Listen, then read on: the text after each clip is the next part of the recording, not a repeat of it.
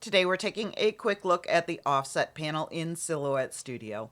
This panel creates outlines around your shapes, perfect for stickers, labels, print and cut projects, and layered designs.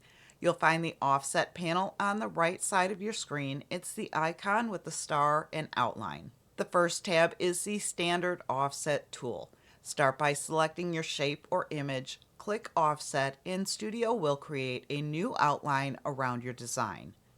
Distance controls how far that outline sits from your original shape.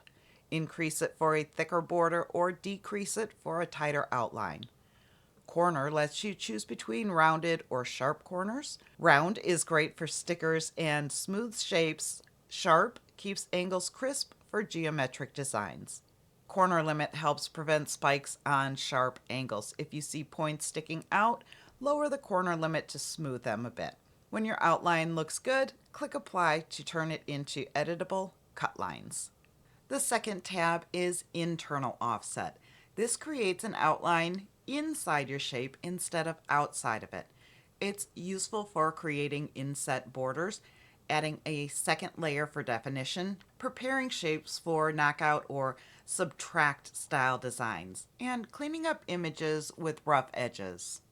You can adjust distance to control how far the inner outline sits from the original shape.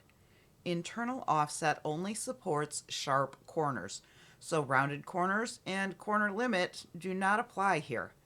Click Apply when your internal outline looks the way you want. Once your offset becomes its own shape, you can change the fill or line color, release the compound path to delete inner pieces, use it as a cut line, or decorative layer.